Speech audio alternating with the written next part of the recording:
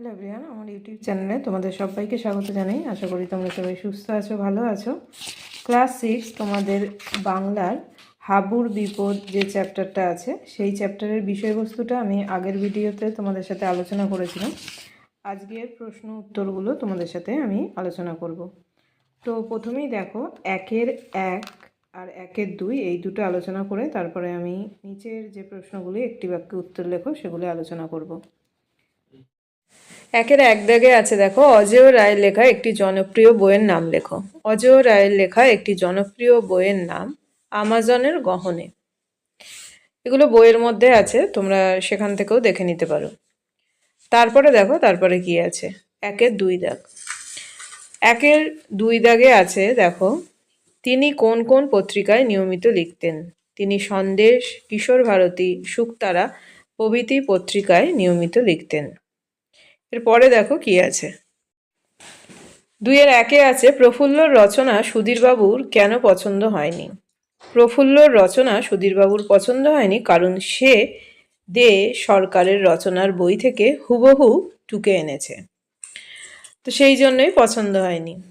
তারপরে দেখো, এরপর 2-এর 2 দাগে আছে, নিতাই শাস্তি পেল কেন। নিতাই সুধীরবাবুকে তার রচনা লিখতে না পারার কারণ হিসেবে মায়ের অসুস্থতার মিথ্যে কথা বলেছিল, তাই সে শাস্তি পেয়েছিল। আমি কিন্তু তোমাদের সাথে বিষয়বস্তুটা এর আগের ভিডিওতে আলোচনা করেছি, কেউ যদি না দেখে থাকো তাহলে কিন্তু চ্যানেলে গিয়ে দেখে নিতে পারো, কিংবা যদি পসিবল হয় আমি ডেসক্রিপশনের লিঙ্ক দিয়ে দেবো। সুধীরবাবু কোন অন্যায়কে ক্ষমা করেন না। ক্লাসের পড়ায় অবহেলা সুধীরবাবু ক্ষমা করেন না।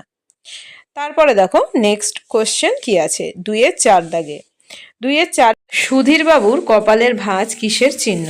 সুধীরবাবুর কপালের ভাঁজ তার অসন্তোষের চিহ্ন। তারপরে দেখো 3-এ আছে, নিচের প্রশ্নগুলির কয়েকটি বাক্যে উত্তর লেখো।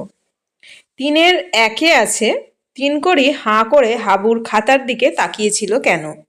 তিনকড়ি হাঁ করে হাবুর খাতার দিকে তাকিয়েছিল কারণ ওটা ছিল হাবুর বীজগণিতের খাতা, আর সেখানে কোনো রচনা লেখা না থাকলেও হাবু গড়গড় করে বানিয়ে একটা আস্ত রচনা বলেছিল।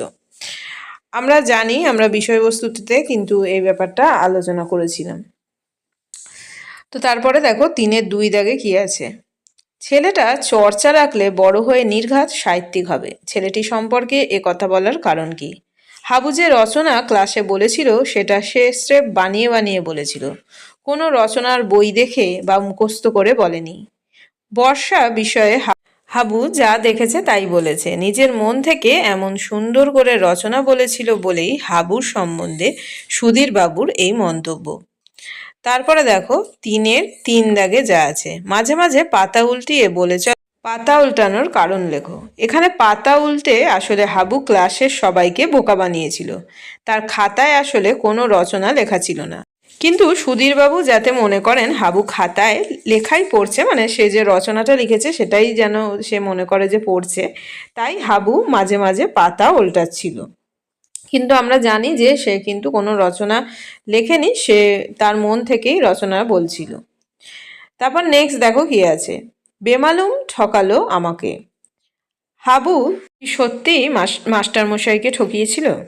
গল্পটি পড়ে একথা বলা চলে না যে হাবু সত্যিই মাস্টারমশাইকে ঠকিয়েছিল।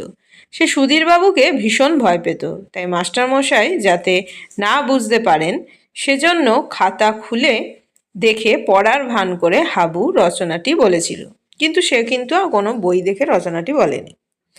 তো যাই হোক, দেখো হাবুলের রচনা শুনে সুধীরবাবুর হাবুলকে কি বলার ইচ্ছে হয়েছিল, শেষ পর্যন্ত সেই ইচ্ছে তিনি পূরণ করলেন না কেন। হাবুলের রচনা শুনে খুশি হয়ে সুধীরবাবুর হাবুলকে পিঠ চাপড়ে সাবাস বলার ইচ্ছে হয়েছিল, শেষ পর্যন্ত তিনি সেই ইচ্ছা প্রকাশ করলেন না, কারণ তাতে ক্লাসের ডিসিপ্লিন রক্ষা করা সম্ভব হবে না। এই ভিডিওটা আমি এখানেই শেষ করলাম। Thanks for watching, tata.